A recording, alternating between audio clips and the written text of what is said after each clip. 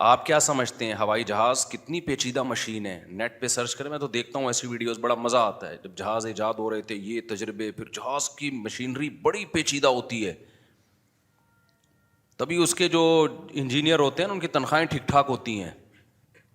جہاز میں ایسا نہیں ہوتا کہ پلک میں کچرا آ گیا، گاڑیوں میں تو ہوتا ہے نا، پلک میں کچرا آ گیا دھکا لگاؤ چلو بھائی وہاں تک. جہاز میں یہ بہت پیچیدہ سینسٹیو آلات لگے ہوتے ہیں، کیونکہ وہاں ایسا نہیں ہوتا کہ جی وہاں تھوڑا سا جھٹکا آیا نا تو بس سب کی آنتیں اور گردے پھیپھڑے نکلے ہوئے ہوں گے. بہت ہی آٹومیٹک ایک بڑا ایک سینسٹیو قسم کا سسٹم ہوتا ہے جہاز میں. بڑا کمال ہے جن سائنسدانوں نے، جن انجینئرز نے یہ چیزیں بنائی ہیں. اللہ مثال دیتا ہے مکھی اور مچھر کی. آپ نے اتنے بڑے بڑے جہاز بنا دیے جنہیں اڑانے کے لیے اتنا ایندھن چاہیے، جو چلتے ہیں تو بریک نہیں ہے ان کی، جس اسپیڈ سے چل رہے ہیں تو چل رہے ہیں. جہاز میں ایسا نہیں ہوتا چل بھائی ادھر سے یوں گھما کے یوں لے آ، چل بھائی ادھر سے یوں گھما کے یوں لے جا، تھوڑا نیچے کر، خالہ کا گھر آ رہا ہے وہیں اتار دے مجھے. اللہ تعالیٰ نے جو جہاز بنائے ہیں جن کو پرندے کہا جاتا ہے، یہ جہاز کسی پائلٹ کے محتاج نہیں ہے. ان کا پائلٹ کہاں ہوتا ہے؟ جہاز کے اندر ایک چھوٹا سا دماغ ہے جو اس جہاز کو اڑائے گا. ہیڈ لائٹ لگی ہوئی آنکھوں کی شکل میں. اولم یروا الی الطیر فوقہم صافات ویقبضن، اللہ کہتے ہیں ان پرندوں کی طرف نہیں دیکھتے جو اپنے پروں کو پھیلاتے ہیں اور ہوا میں ہی سکیڑ بھی لیتے ہیں، کیسے اسپیڈ کو مینیج کرتے ہیں. جہازوں کے اسپیڈ کو مینیج کرنا آسان نہیں ہے، بہت ہی خودکار قسم کے آلات، پیچیدہ قسم کے آلات لگے ہوئے ہوتے ہیں. لیکن اللہ تعالیٰ نے پرندوں کو جو ان کی اسپیڈ ہے نا وہ خود اس کو مینیج کرتے ہیں اپنے ہی دماغ سے. جب پرندے کا خیال ہوتا ہے اسپیڈ آہستہ کرو، پروں میں ایسا سسٹم لگا ہوا ہے وہ پتہ نہیں کیا گھماتے ہیں پروں کو، اسپیڈ خود بخود کیا ہو جاتی ہے آہستہ. وہی پائلٹ فیصلہ کرتا ہے ادھر کو گھومنا ہے، فوراً ادھر کو گھوم جاتے ہیں. وہی پائلٹ فیصلہ کرتا ہے، خود جہاز ہی فیصلہ کر رہا ہے کہ میں نے کدھر جانا ہے. جہاز کو کتنا ایندھن چاہیے وہ جہاز ہی بتا رہا ہوتا ہے کہ تجھے بھوک لگ رہی ہے، اب تو اتنے دانے جو بھی اس کو کھانا ہے نا، جیسے سمندر کے اوپر جو پرندے ہوتے ہیں اکثر مچھلیاں کھاتے ہیں، تو پائلٹ خود بتا رہا ہوتا ہے. ہمارے یہاں پائلٹ کو الگ سے انجینئرز آ کے بتا رہے ہوتے ہیں کہ اتنا فیول چاہیے ہمیں کراچی سے لاہور جانے کے لیے. جب یہ پرندے لمبے لمبے سفر کرتے ہیں تو کس پرندے کو کتنا فیول چاہیے، فیول بھی کتنا دیسی اور سادہ رکھا ہوا ہے، کوئی پیٹرول نہیں چاہیے ان کو، ورنہ تو کتنی ٹینشن میں آ جاتے وہ پرندے. پیٹرول مہنگا ہونے سے پرندے ہی بیچارے برباد ہو جاتے. اللہ نے کہا ہے تمہیں ایندھن وہاں سے ملے گا جو چیز پوری دنیا میں کامن ہے. سمندر کی مچھلیاں کھا لو یہ تمہیں انرجی دیں گی، دانا کھا لو، باجرہ کھا لو، اور کیا کیا کام اللہ ان پرندوں سے لے رہے ہیں. میں بڑا حیران ہوتا تھا کہ دنیا میں اتنے بڑے بڑے جنگلات وجود میں کیسے آ گئے، ان میں بیج کس نے ڈالا ہے جا کے. امیزون کے جنگلات دیکھ لو، تھائی لینڈ کے جنگلات دیکھ لو، مری اور نتھیا گلی کے جنگلات دیکھ لو، پوری دنیا میں ہے نا جنگلات، تو یہ بیج کہاں سے آیا یہاں پہ؟ حیرانگی کی بات ہے یا نہیں ہے؟ ماہرین نے اس پہ تحقیق کی، انہوں نے کہا یہ بہت سارے بیج پرندوں نے پوری دنیا میں پھیلائے ہیں. پرندے جب کھاتے ہیں نا، دانا وانا کھا رہے ہیں کوئی بھی، تو ان کے بیج ہضم نہیں ہوتے، اور یہ ان کی بیٹ میں بعض دفعہ بیج ہضم نہیں ہوتا، بیٹ میں نکل کے زمین پہ گرتا ہے، اسی سے پودا نکل آتا. تو اللہ نے ان کے ذمے جب زمین کو بنایا، اللہ نے پوری دنیا کو اللہ نے آباد کرنا تھا، تو اللہ نے ابابیل سے جیسے کام لیا نا ابرہا کے لشکر کو تباہ کرنے کا، تو اللہ نے پرندوں سے کام لیا پوری دنیا میں بیج پہنچا دو تاکہ لمبے لمبے درخت پوری دنیا میں اگائیں. یہ کام پرندوں، کیونکہ انسان کو آباد کرنا تھا تو پوری دنیا کو سوٹیبل بنایا جا رہا تھا کہ وہ انسان کے لیے رہائش کے قابل بنے. وہ کیسے پرندوں کے ذریعے، پرندوں کو خود بھی پتہ نہیں کہ ہم کیا کر رہے ہیں. بڑی مشین میں پیچیدہ آلات کا فٹ کرنا آسان ہے، بہت چھوٹی مشین ہوتی چلی جائے گی نا، اس میں پیچیدہ آلات کا فٹ کرنا مشکل ہوتا چلا جائے گا. آپ کو پتہ ہے مشینری جتنی چھوٹی ہو اتنی سائنس کا کمال ہے. چھوٹی مشین بنانا. اللہ میاں نے جتنی ٹیکنیکل قسم کی مشینیں بنائی ہیں نا ان کا حجم بہت چھوٹا رکھا ہے, بہت چھوٹی چھوٹی بنائی ہیں, کام بڑے بڑے لے رہا ہے اللہ ان سے. مثال کے طور پر اللہ نے ایک ایسا ہوائی جہاز بنایا جو ہوائی جہاز بھی اور شہد بناتا ہے. وہ ہوائی جہاز بھی ہے اور کیا ہے, شہد بناتا ہے. اب وہ ٹریولنگ کرتا ہے تو وہ ٹریگنومیٹری کا جو علم ہے نا, کرو ٹریگنومیٹری, وہ اللہ نے سافٹ ویئر اس کی کھوپڑی میں ڈال دی ہیں پہلے سے. وہ بائی ایئر ایسے راستوں پہ شہد کی مکھی سفر کرتی ہے, اور وہ بائی ایئر بھی سفر کرتی ہے اور اپنا راستہ نہیں بھولتی. کیا صاحب, کیا کمال کر دی. اس کی کھوپڑی اتنی سی ہے, اتنی معمولی سی کھوپڑی کے اندر سب کچھ ہے, اتنی سی. شہد کی مکھی کی کھوپڑی تو دیکھو, اس میں سافٹ ویئر ڈالے کہاں سے ہوں گے.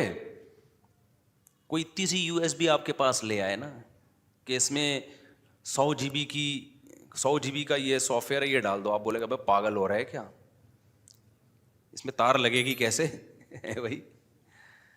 تو شہد کی مکھی کے اتنی سی کھوپڑی ہے جو چشمہ لگائے بغیر نظر بھی نہیں آتی.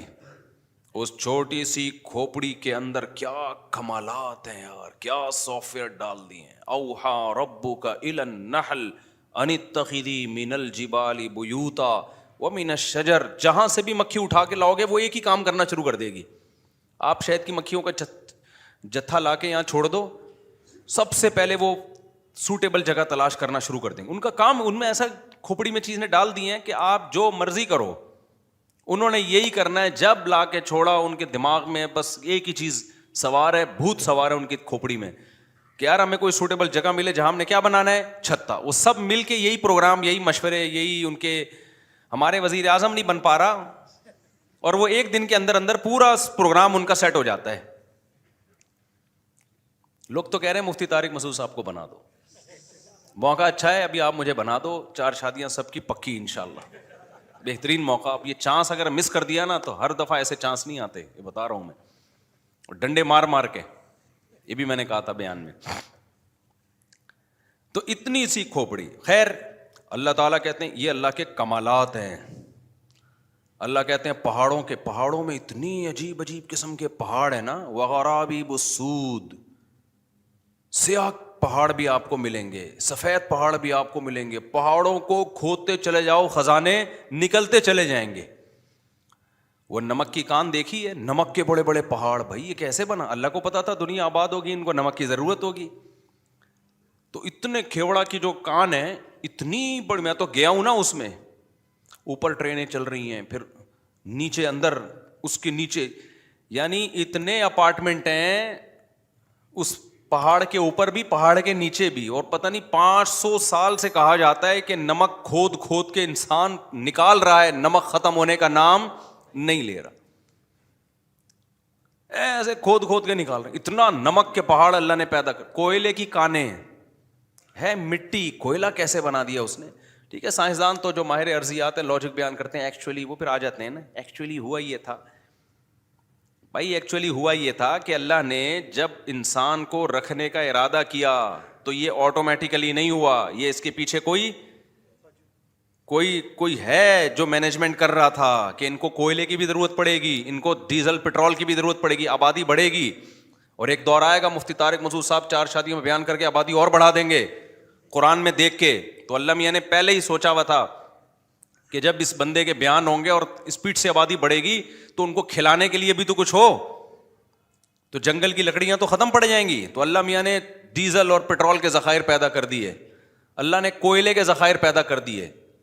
تو پہلے سے پیدا, اب اس کی لاجک تو ہوگی, کوئی پتہ نہیں کروڑوں سال میں وہ پتھر جل کے ایسا ہو گیا یا کوئی لاوا پگھلا ہوگا. وہ ہمیں ٹھیک ہے, ہر چیز کی ایک, اللہ جب کوئی کام کرتا ہے تو اس کے پہلے اسباب تیار کرتا ہے نا. تو اسباب کے تحت اللہ نے کائنات کو چلایا ہے. لیکن اس سے یہ تھوڑی پتہ چلتا ہے کہ یہ خود بخود ہو رہا ہے. جب آپ کو ایک چیز کا سبب نظر آ رہا ہے اور ٹائم پہ ایک کام ہو رہا ہے تو یہ ہو نہیں رہا, کیا جا رہا ہوتا ہے. ہر کام جب ٹائم پہ ہوتا ہے نا تو اس کا مطلب یہ کیا جا رہا ہے. بچہ جب پیدا ہوتا ہے ماں کی چھاتیوں میں دودھ آتا ہے, اس کی ایک لاجک ہے. ماہرین کہتے ہیں لاجک یہ ہے کہ ہارمونز پیدا ہو جاتے ہیں اور پھر وہ دودھ والے ہارمونز ہوتے ہیں. پھر بھائی ابھی کیوں پیدا ہو رہے ہیں, یہ پہلے کیوں نہیں پیدا ہو گئے ہیں بھائی, کیا خیال ہے؟ تو اس کا مطلب وہ ہوتے ہیں ہارمونز. یہ خود بخود نہیں ہوئے, یہ کسی نے سسٹم ماں کے پیٹ میں اور ماں کی باڈی میں یہ سافٹ ویئر پہلے سے کسی نے انسٹال کیے ہوئے ہیں. دیکھو آپ کمپیوٹر میں جب کام کرتے ہو, ایف کا بٹن دباتے ہو تو کیا لکھ کے آتا ہے سامنے؟ ایف لکھ کے آتا ہے کہ نہیں آتا؟ اب اس کے پیچھے کوئی لاجک ہے یا نہیں ہے؟ یہ ایف اتنا سمجھدار ہے کہ دبایا تو سامنے ورڈ پہ جو ہے نا ایف لکھ کے آ گیا, خود بخود تھوڑی ہو رہا ہے. یقیناً اس کی ایک لاجک ہے, لیکن یہ کیا بات ہے کہ ایف دبانے سے ایف ہی آ رہا ہے جو آپ چاہتے ہو؟ تو یہ لاجک تو ہے اس کی. اس لاجک کی بیس پہ اس انجینئر کا انکار نہیں کیا جا سکتا جس نے کی پیڈ بنایا اور وہ سافٹ ویئر بنائے کہ سسٹم کے ساتھ یہ کی پیڈ اٹیچ ہوتا ہے, اور اس کی پیڈ کی کھوپڑی میں یہ بات آتی ہے کہ جو مجھے ایف کا بٹن دبا رہا ہے, جو اے کا بٹن دبا رہا ہے, وہ مجھ سے کیا چاہتا ہے؟ وہ یہ چاہتا ہے کہ یہ دباؤں تو یہ آئے, تو یہ آ رہا ہے. اس کا مطلب لاجک تو ہے, لیکن یہ کہنا ان لاجیکل ہے کہ اس لاجک کو بنانے والا کوئی بھی نہیں ہے, یہ خود بخود ہوا ہے. خدا کی قسم, آپ کی پیڈ پہ اے بی سی ڈی لکھتے ہو اور سامنے اے بی سی ڈی لکھا ہوا آتا ہے, یہ اتنا بڑا کمال نہیں ہے. اتنا بڑا کمال یہ ہے کہ بچہ پیدا ہوتا ہے اور ماں کی چھاتیوں میں فزیکلی دودھ آ جاتا ہے, وہاں ایف لکھا ہوا آ رہا ہے, حقیقت میں ایف نکل کے نہیں آ جاتا سامنے. نہیں آئی میرا خیال ہے بات سمجھ. آپ نے یہ تو نہیں کہ ایف کا بٹن دبایا یا چلو لڈو کا بٹن دبایا, لڈو نکل کے آ گیا کمپیوٹر سے, ایسا ہوا کبھی؟ کیا خیال ہے بھائی؟ یا لڈو بولا اور سامنے کیا آ گیا؟ یہ ہوگا گوگل پہ آپ لڈو بولو گے, لڈو لکھا ہوا آ جائے گا, بنا ہوا بھی آ جائے گا. کھانے والا لڈو سچی مچی کا نہیں آئے گا. اتنی ترقی سائنس نے نہیں کی ہے, اور اگر سائنس کر بھی لینا اتنی ترقی تو پتہ ہے کیا ہوگا کہ آپ کو جب لڈو چاہیے ہوگا, آپ گوگل پہ بولو گے لڈو تو فوراً وہ کمپنی جس نے وہ سافٹ ویئر بنایا ہوگا وہ آپ کے گھر لڈو پہنچا دے گی, جو بنا ہوا ہوگا پہلے سے. بہت زیادہ ترقی ہوگی تو یہ ہو جائے گا نا, لڈو بولا ٹھک کر کے